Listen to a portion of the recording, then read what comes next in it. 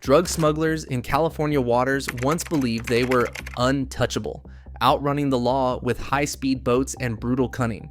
But then the Coast Guard rewrote the rules. Elite helicopter snipers now shatter moving engines from the air, using .50 caliber firepower that ends a cartel's escape in seconds. Over 1,000 vessels have fallen, billions seized, and every shot breaks the myth of smuggler invincibility. But how do marksmen turn physics-defying chaos into a routine American victory? This is the story behind the shot that changed the Pacific. In the late 1990s, drug traffickers in the Pacific exploited one simple fact: their boats could outrun any Coast Guard cutter on the water. Fast, low-profile go-fast slipped through the vast stretches off California and the Eastern Pacific, carrying tons of narcotics with little fear of interception. Surface chases rarely ended in capture. Smugglers counted on speed and distance as their shield. But in 1998, a small group inside the Coast Guard began to rethink the problem entirely. Instead of chasing from behind, they looked to the sky for a new advantage. Commander Mark Roscoe Torres led a team of 10 volunteers to test a radical idea. Could a helicopter, armed with precision firepower, disable a fleeing boat from above? Using leased MD-900 and MD-902 helicopters, the group launched a classified prototype program. The first trials were rough, but the results stunned even the skeptics. Within months, these airborne teams demonstrated that a single well-placed shot could stop a smuggler's escape cold. By 2001, the concept had proven so effective that Hytron, the Helicopter Interdiction Tactical Squadron, became a permanent fixture. The squadron expanded, adopting new aircraft and refining tactics for day and night operations. In May 2008, the first live engine kill in Pacific waters set a new standard. Every year since, Hytron has pushed further, reaching its 1,000th interdiction by August 2025. What started as a gamble became a cornerstone of American maritime security, and the Coast Guard's answer to the physics of pursuit was now airborne. A sniper in a Coast Guard helicopter faces a ballistic challenge unlike any other in American law enforcement. Both helicopter and target boat are in constant motion, never steady, never unpredictable. The MH-65 Dolphin often moves at speeds between 80 and 120 knots. Below, a go-fast boat races across the Pacific, weaving side to side, sometimes topping 70 knots. The sniper's target is an outboard engine block, barely 8 by 5 inches, a square smaller than a sheet of paper. Ocean winds whip across the helicopter's open door, gusting up to 20 knots, while the sea state throws both the helicopter and the boat into unpredictable pitches and rolls, sometimes swinging the shooter's platform by plus or minus 10 degrees with each passing swell. At the moment of the shot, the sniper must calculate not just distance, often up to 1,200 feet, but also the combined speed and direction of both aircraft and vessel. The boat might be zigzagging to evade, forcing the shooter to predict its next movement. Every environmental factor matters: wind drift, air temperature, humidity, even the helicopter's own vibration. A single round must travel the length of 4 football fields through swirling salt air and strike a target no wider than a man's hand. In these conditions, the margin for error is measured in inches, but the consequences of a miss are measured in lost opportunities and millions in narcotics slipping through the net. What seems impossible, hitting a moving engine from a moving helicopter over rough water, becomes routine only through the union of calculation and absolute skill. The Barrett M107A1 50 caliber rifle is not just a weapon, it's a solution engineered for one purpose: to end a high-speed pursuit in seconds. Built with a 29-inch barrel and weighing just under 29 pounds, this rifle is lighter and more maneuverable than its predecessors, yet it delivers overwhelming force.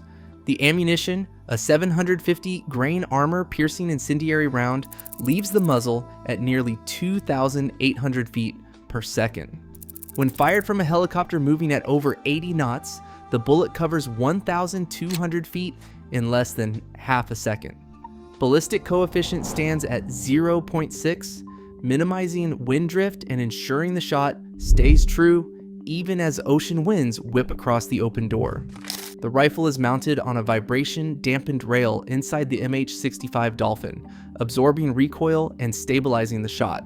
High-powered optics, often with integrated laser rangefinders and thermal overlays, feed real-time data to a ballistic computer. The sniper receives a firing solution that accounts for helicopter speed, roll, pitch, wind, and distance. With a single squeeze of the trigger, the .50 caliber round tears through the engine block of a fleeing go-fast, shattering metal and igniting fuel lines. In most cases, propulsion is lost in less than 5 seconds. Smugglers cannot outrun this firepower. Once the Barrett speaks, escape is no longer an option. Selection. For the Coast Guard's aerial sniper teams begins with a simple truth. Most applicants will not make it. The Hatron pipeline stretches for 12 weeks, but the real test is not endurance. It is precision under relentless pressure. Candidates face moving targets from the first day, firing live rounds from helicopters in simulated Pacific wind and sea state. Each shot is judged by inches, with instructors demanding repeatable hits on 8-inch engine blocks as aircraft and targets both move unpredictably. The pass rate hovers near 15%. Those who falter in judgment, focus, or marksmanship are sent back to their home units. Chief Ramos stands as a benchmark among these elite. With over 150 confirmed engine kills, his reputation is built not on bravado, but on discipline and consistency. Ramos is known for his calm under stress, for the way he breaks down every shot into a checklist: wind, distance, roll, target speed, executed in seconds. Trainees recall his mantra: no luck, just math and muscle memory. Graduates of this course are not just shooters, they are tacticians who turn chaos into certainty.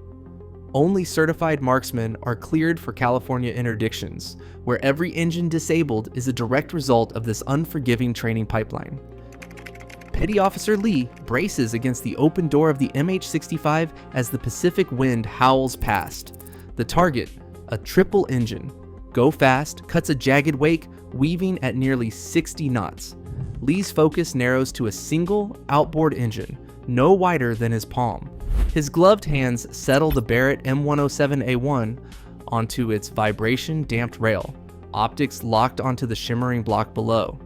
The ballistic computer, fed by the helicopter's inertial sensors, flashes a firing solution. Lee adjusts for a 30-degree offset. Both aircraft and boat are moving, their paths intersecting on a shifting ocean stage. The Kotak 50 system factors in a 25-knot crosswind, sea spray, and a 12-second lead the swells demand. Lee's eye traces the reticle, watching for the moment the boat's engine aligns with the calculated future position. He exhales, steadying through the helicopter's roll. 5 seconds pass as he verifies the solution. No room for error at this range. The trigger breaks clean. The .50 caliber round covers the distance in half a second, striking the engine block and sending a plume of vapor skyward. Lee cycles the bolt, already lining up the next shot. Each step is methodical, every correction made in real time, until all propulsion is lost and the chase is over. California's stretch of the Eastern Pacific forms a 500 nautical mile corridor, a highway for nearly 60% of the region's maritime drug flow. Smugglers count on distance and sheer ocean expanse, but the numbers tell a different story.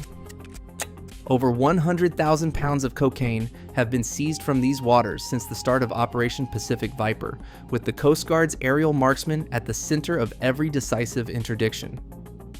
Each Hatron deployment in California brings a clear pattern: 2 to 3 engines disabled per smuggler boat, with propulsion lost in minutes. Success rates remain above 85%. Even as traffickers adapt with more engines and evasive maneuvers. The impact is not measured in single shots, but in the collapse of entire trafficking runs. Boats stranded, crews apprehended, cargo lost to American law enforcement.